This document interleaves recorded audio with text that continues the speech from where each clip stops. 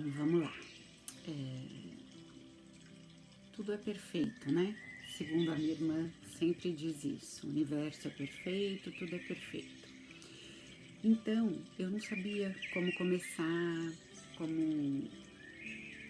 a falar o que eu quero falar. E hoje é o dia do amigo, dia 20 de julho, né? E eu acordei e falei, bom, hoje é o dia que eu quero começar a gravar. E recebi agora de Dia dos Amigos uma mensagem de uma amiga muito querida, a Sandra, que inclusive faz o meu cabelo, as minhas luzes. E então aí eu achei que a melhor forma de me apresentar seria lendo esse poema que ela me enviou hoje. Então eu vou falar meu nome, né? Meu nome é Carmen. Eu vou ler esse poema para vocês, que eu acho que é isso que apresenta cada um de nós. Chama Sou Feita de Retalhos. Que circula por aí que é da Cora Coralina, mas na verdade não é. Quem escreveu foi a Cris Pisman. Tampouco sei se é assim que se diz o sobrenome dela, mas vamos lá. Pedacinhos coloridos de cada vida que passa pela minha e que vou costurando na alma. Nem sempre bonitos, nem sempre felizes, mas me acrescentam e me fazem ser quem eu sou. Em cada encontro, em cada contato, vou ficando maior. Em cada retalho, uma vida, uma lição, um carinho, uma saudade, que me tornam mais pessoa, mais humana, mais completa. E penso que é assim mesmo que a vida se faz, de pedaços de outras gentes, que vão se tornando parte da gente também. E a melhor parte é que nunca estaremos prontos, finalizados. Haverá sempre um retalho novo para adicionar à alma.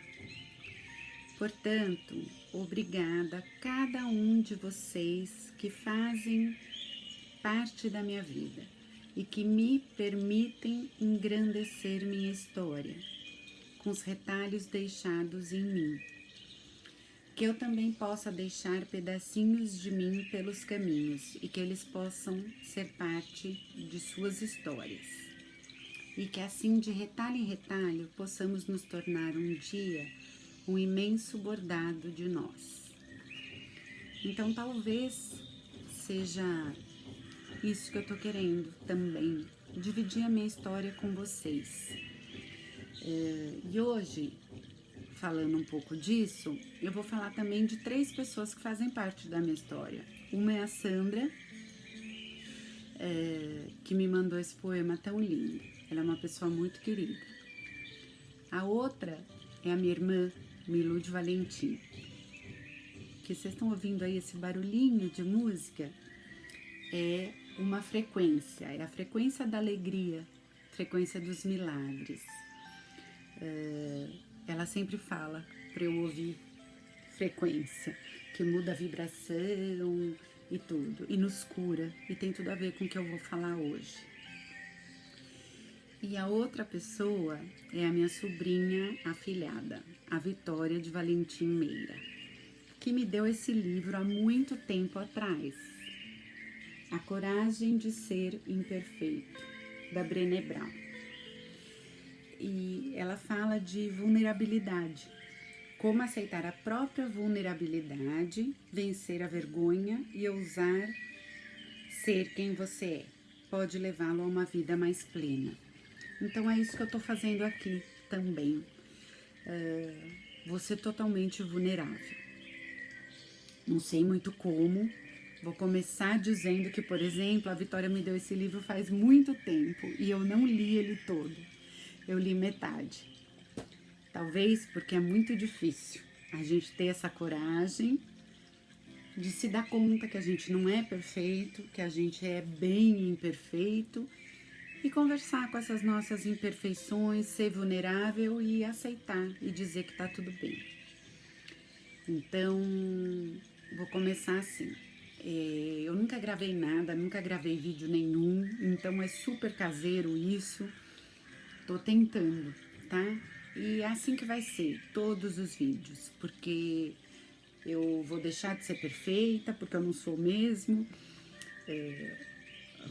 Aparece aí as minhas rugas, as minhas coisas, enfim. Vai ter dia que eu não vou estar de maquiagem, hoje eu tô, me arrumei, tô bonitinha, mas vai ter dia que eu não vou estar. E faz parte, né? E eu vim contar que faz mais ou menos um mês não, na verdade, agora acho que fazem nem 20 dias, bom, não sei, depois eu vejo as datas direito, tá? Também pouco importa. Mas que eu descobri que eu tô com câncer de mama.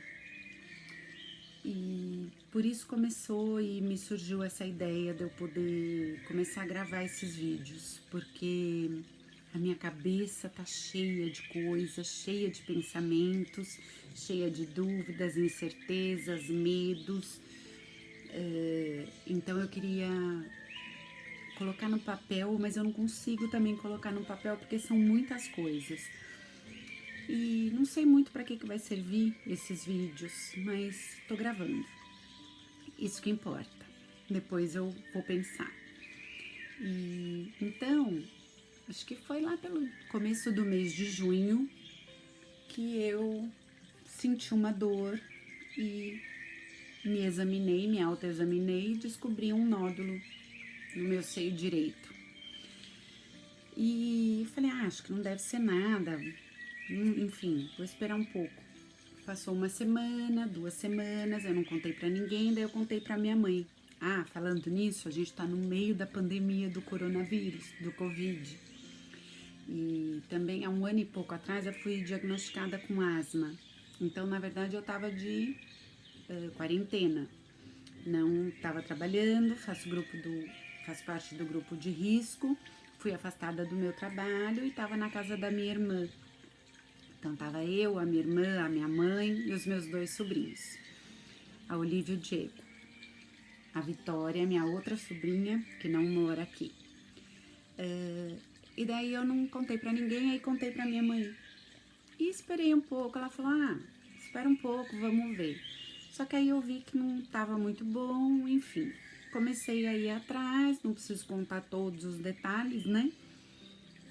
E ficou nessa incógnita depois que eu fiz os exames, mamografia e ultrassom.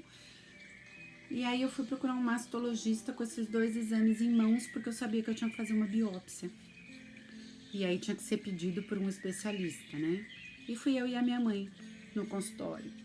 E ele viu os exames, me examinou, sentou e disse, bom, por tudo que eu tô vendo aqui, provavelmente o seu tumor é maligno. A gente vai ter que fazer uma biópsia para ter certeza, mas se vier benigno, eu realmente vou ficar bem espantado. Eu tava desconfiada, mas você não imagina, né? Então eu recebi essa notícia, fiquei ali firmona na hora. E fiz algumas perguntas. Falei, tá, então o senhor me dá biópsia e tudo. Eu e a minha mãe saímos.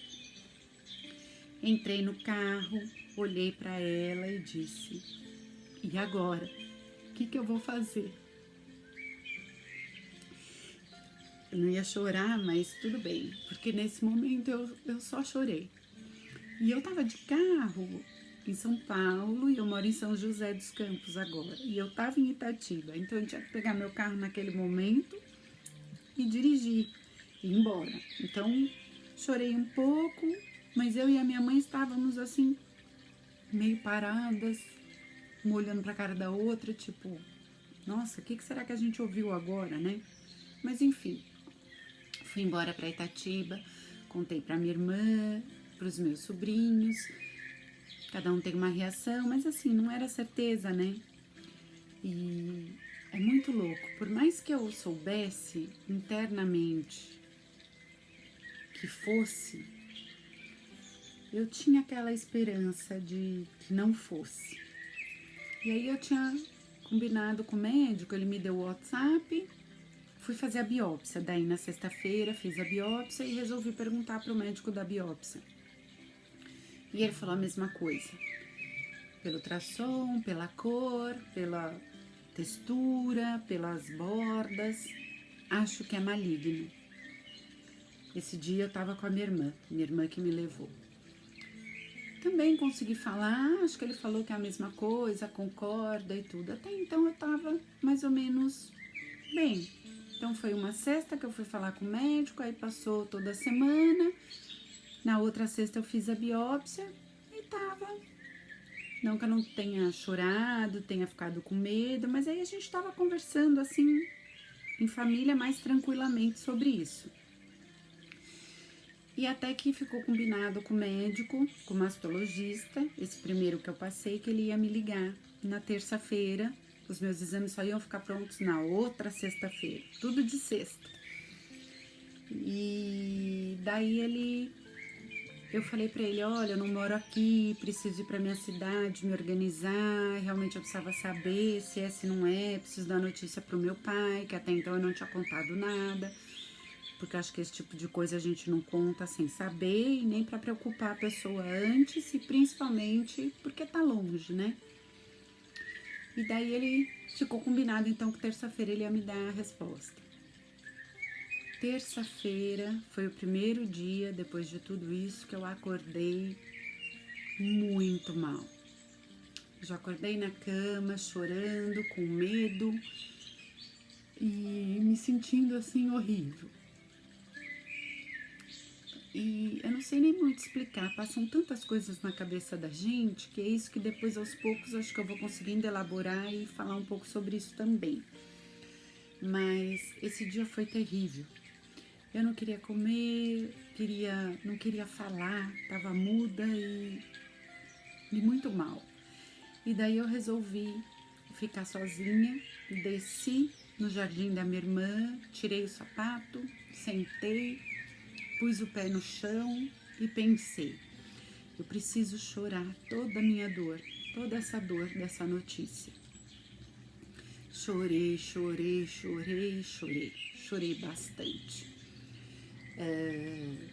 Mas não pensava em nada, eu só chorava para sair essa dor. E angustiada, o dia não passou, demorou para passar, para eu ter essa confirmação. Até que meu telefone tocou e era o médico. Oi, Carmen, tudo bem?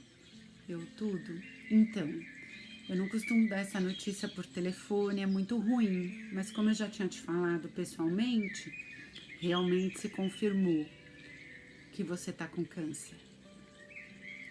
Essa palavra já assusta, né?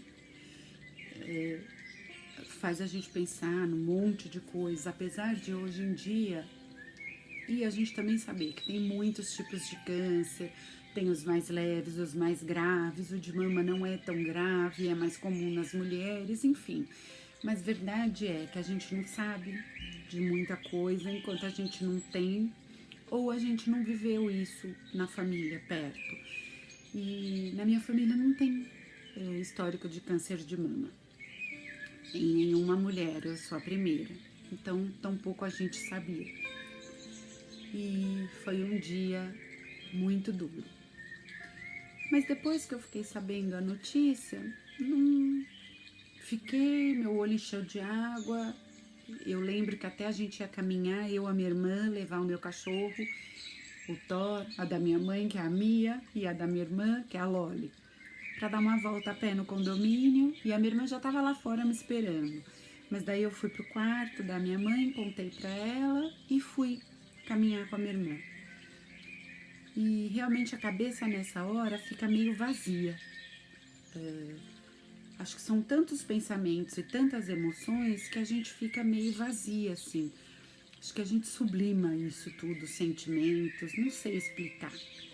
Então esse dia ficou assim.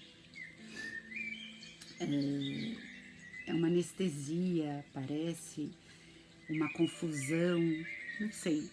E daí demora para ir caindo a ficha, sabe? É dia a dia, dia a dia, dia a dia que vai caindo essa ficha. E a minha ficha tá caindo ainda. E Aí depois eu vim para aí eu fui para São José dar a notícia pro meu pai. Foi difícil também, bem difícil. Eu acho que isso também é um tema da notícia. Você receber essa notícia é difícil e você ainda quer acreditar que não é verdade. Várias vezes eu me pego, ainda agora, falando, gente, mas ontem, antes de ontem, há 20 dias estava tudo bem, eu não tinha nada, eu não sentia nada, aí agora eu tenho câncer, preciso fazer cirurgia, preciso fazer quimioterapia, preciso contar para as pessoas. É difícil.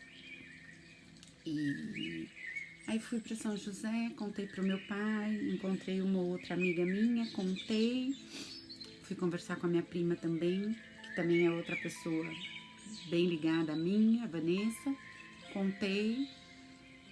E aí eu precisava vir para São Paulo, e onde eu tô agora, e passar com os médicos. E aí foi uma semana bem difícil. Segunda eu passei com o médico, com esse mesmo que me deu o diagnóstico primeiro, para ouvir o que ia ter que fazer, etc. Não gostei muito da postura, e quando a gente tem uma coisa grave, eu acho que a gente tem que procurar outras opiniões, né? Daí eu fui procurar outra médica, consegui uma consulta no mesmo dia à tarde. Aí sim, quando eu saí dessa médica, eu saí em pedaços, eu posso dizer. Era muita coisa, muita informação, muitas dúvidas. Eu já tinha marcado outro médico para quarta-feira e olha, juro que essa semana foi assim, eu não sabia o que fazer, que médico ouvir, em que médico confiar, que tipo de cirurgia decidi fazer. Foi tudo muito atrapalhado. Segunda e terça, eu só passava nos médicos e só chorava. Só chorava. E perguntava pra minha mãe, o que eu vou fazer? Que coisa maluca é essa? O que tá acontecendo? Eu não sei o que decidir. E a cabeça desse jeito, meio esquecida, tudo bagunçado. Eu ia sair de casa, descia do elevador sem a chave do carro, chegava na garagem, ai meu Deus, tô sem a chave do carro. No outro dia, esqueci o celular. Então você fica super, super aérea. Foi isso que eu senti. E daí eu também comecei a fazer um monte de exames, né? Que eles pedem, um monte de exames para poder fazer a cirurgia. Então eu comecei a correr, fazer um monte de exames. E num dos exames que eu tinha que fazer, eu fui no hospital que eu teria direito a passar no centro oncológico, pelo meu convênio. E aí eu tinha falado para minha mãe, eu quero ir conhecer esse centro oncológico, quero ver. Porque os mastologistas você passa, e aí eu falei, eu queria ir no oncologista.